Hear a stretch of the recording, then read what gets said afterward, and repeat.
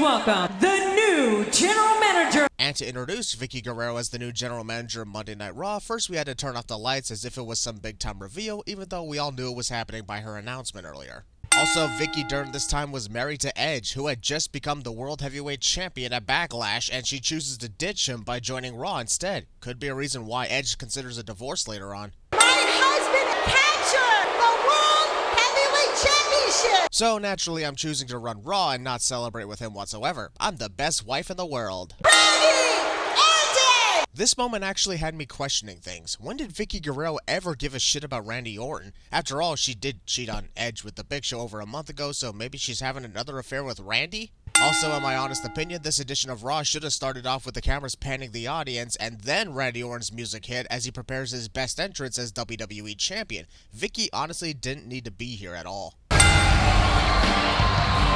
The way Randy Orton, Ted DiBiase Jr., and Cody Rhodes enters the arena, the snake-like slithered toward the ring with Randy holding the WWE Championship on his shoulder. Holy shit.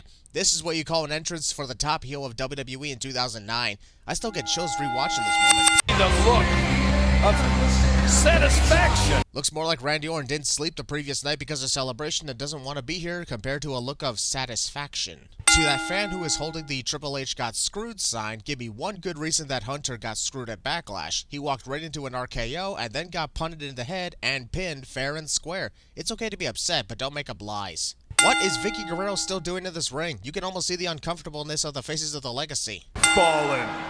The best thing about Randy Orton's promos during this era was the fact that the lights were able to mostly hide his eyes in shadows. Shows the pure evilness in that snake.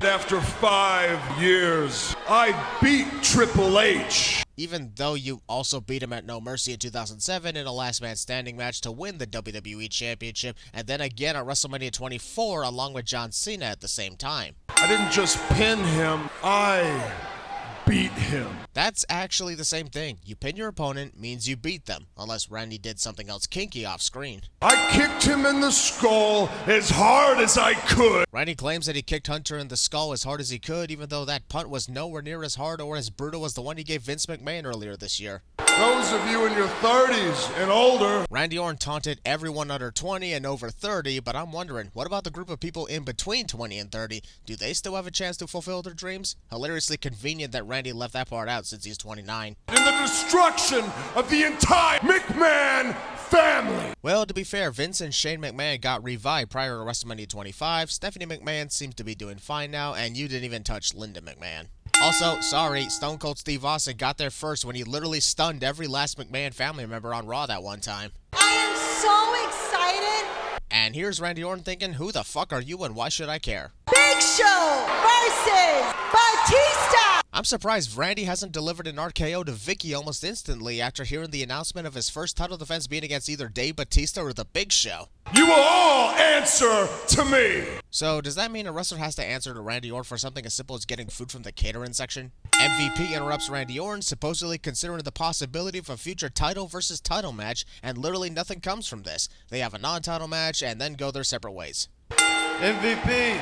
Randy Orton, you will all answer to me. Also, Randy Orton hands over the microphone to Ted DiBiase so he can do the answering instead. I don't have a couple of Abercrombie and Fitch models to do my talking.